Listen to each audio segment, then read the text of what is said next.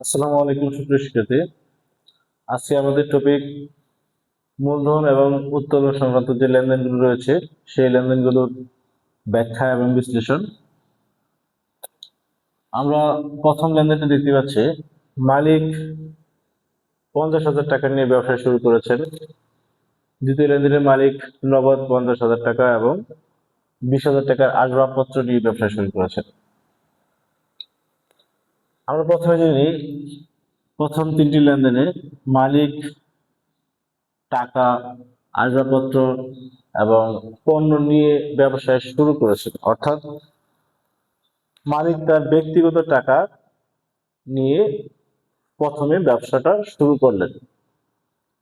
আমাদের মূলধন সংক্রান্ত যে লেনদেন, সেই লেনদেনের ক্ষেত্রে আমাদের একটা জিনিস মুখস্থ রাখতে হবে বা মনে রাখতে হবে, সেটা হচ্ছে মালিক তার ব্যক্তিগত অর্থ যদি প্রতিষ্ঠানে বিনিয়োগ করেন বা প্রতিষ্ঠানে আনেন, ব্যক্তিগত অর্থ সহ ব্যক্তিগত যে কোনো সম্পদ যা কিছুই ব্যক্তিগত যা প্রতিষ্ঠানে নিয়ে আসবেন, এর দ্বারা মালিকের মালিকানা সত্ত্বকে বৃদ্ধি করবে এবং এই বৃদ্ধির করার যে নাম, হিসাবটা আমরা লিপিবদ্ধ করবো মূলধন হিসাবে। একইভাবে মালিক প্রতিষ্ঠান থেকে যে সকল সুবিধা নেবেন, সুবিধাটা হতে পারে নগদ টাকায়, সুবিধাটা হতে পারে পণ্যের মাধ্যমে, উনি যে সকল সুবিধা নেবেন তার দ্বারা মালিকের মালিকানা সত্ত্বকে হ্রাস করতে হবে।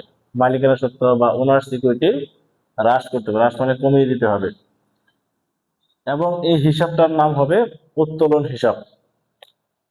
প্রথম যে লেনদেনটা রয়েছে, মালিক 50,000 টাকা নিয়ে ব্যবসায় শুরু করলেন, অর্থাৎ এই টাকাটা হচ্ছে নগদ টাকা নিয়ে ব্যবসা শুরু করেছেন।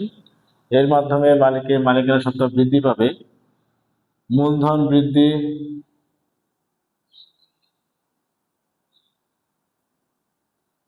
মূলধন ক্যাপিটাল বৃদ্ধি, এবং এর মাধ্যমে প্রতিষ্ঠান কি পেয়েছে, প্রতিষ্ঠান পেয়েছে নগদ টাকা। প্রতিষ্ঠানে যেহেতু নগদ টাকা এসেছে, এজন্য নগদ টাকা সম্পদ, সম্পদ বৃদ্ধি নগদ টাকা, এটা হচ্ছে এ। দ্বিতীয় লেনদেনে মালিক নগদ 50,000 টাকা, 20,000 টাকার আসবাবপত্র নিয়ে ব্যবসা শুরু করলেন। প্রতিষ্ঠানে যা এসেছে, নগদ টাকা এসেছে এবং 20,000 টাকার আসবাবপত্র এসেছে, অর্থাৎ মালিক এই টাকাটা নিয়ে আসছে, এই দুইটা, এবং নগদ টাকা এবং আসবাবপত্র নিয়ে এসেছে। এই জন্য মালিকের মালিকানা সত্ত্বকে দুইটা টাকা দিয়ে আমাকে বৃদ্ধি করতে হবে, নগদ 50,000 টাকা, আসবাবপত্র 20,000 টাকা। 70,000 টাকা দ্বারা মালিকের মালিকানা সত্ত্ব অর্থাৎ মূলধন বৃদ্ধি পাবে।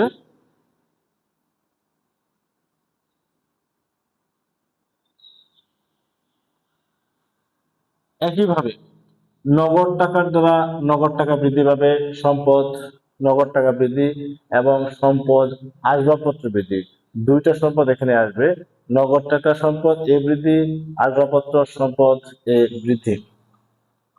3 নম্বর লেনদেন, মালিক নগদ 50,000 টাকা, 20,000 টাকার পণ্য নিয়ে ব্যবসা শুরু করলেন।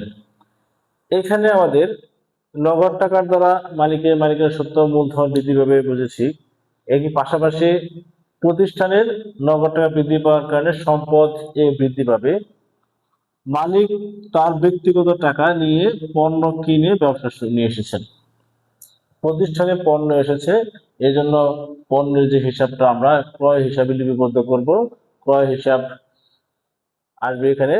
এর দ্বারা প্রতিষ্ঠানের ক্রয় হিসাব বৃদ্ধি হলে ক্রয় হিসাব ডেবিট করতে হবে, নগদ টাকা বৃদ্ধি করার কারণে সম্পদ নগদ টাকা বৃদ্ধি পেয়েছে, এই জন্য নগদের হিসাব ডেবিট করতে হবে। উভয় লেনদেনের দ্বারা 70,000 টাকা মূলধন হিসাবকে বৃদ্ধি করতে হবে। পরবর্তী 4, 5 এবং 6 নম্বর লেনদেনে দেখা যাচ্ছে পণ্য উত্তোলন করেছেন, ব্যক্তিগত প্রয়োজনে নগদ উত্তোলন 5,000 টাকা, ব্যাংক হতে ব্যক্তিগত প্রয়োজনে উত্তোলন। এখানে রয়েছে পণ্য উত্তোলন, অর্থাৎ মালিক প্রতিষ্ঠানের পণ্য তার ব্যক্তিগত কাজে নিয়ে গিয়েছেন। পণ্য যেহেতু কমে গিয়েছে, প্রথম হচ্ছে আমরা এই উত্তোলনের দ্বারা মালিকের মালিকানা সত্ত্বকে হ্রাস করতে হবে, মালিকের মালিকানা সত্ত্ব হ্রাস হবে, অর্থাৎ উত্তোলন এর দ্বারা, এর হচ্ছে ড্রয়িংস বৃদ্ধি, উত্তোলন বৃদ্ধি হলে মালিকানা সত্ত্ব ওনার সিকিউরিটি হ্রাস হয়, এবং মালিকানা সত্ত্ব হ্রাস পেলে এটাকে আমরা সবসময় ডেবিট হিসেবে লিপিবদ্ধ করব। পণ্য কমে গিয়েছে, পণ্যের জন্য আমরা কি করব, ক্রয় হিসাবকে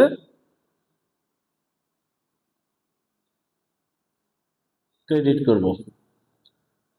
ব্যয় হ্রাস পেয়েছে, ব্যয় হ্রাস, অথবা আমরা এটাকে বলতে পারি বিপরীত ব্যয়, ব্যয় হ্রাস পেয়েছে। আমরা এর পূর্বে একটা ব্যয় করেছিলাম যেটা আমাদের হিসাব থেকে কমিয়ে দিতে হবে।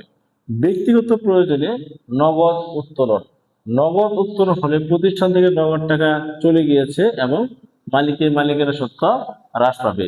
উত্তোলন বৃদ্ধি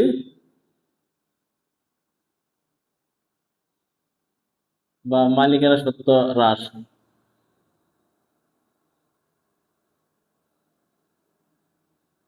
সত্ত্ব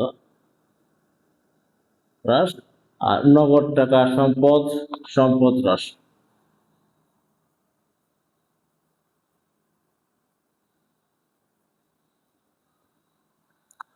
ব্যাংক হতে ব্যক্তিগত প্রয়োজনে উত্তোলন, আমাদের পঞ্চম যে লেনদেন এটা সেম হবে, সম্পদ হ্রাস পাবে, ব্যাংকের টাকা উত্তোলন বৃদ্ধি পেয়েছে, মালিকানা সত্ত্ব আমরা লিখতে পারি মালিকানা সত্ত্ব হ্রাস,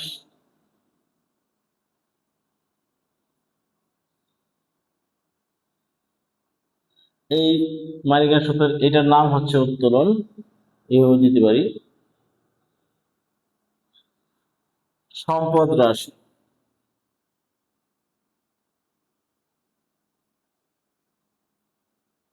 এই সম্পদ হচ্ছে ব্যাংক হিসাব,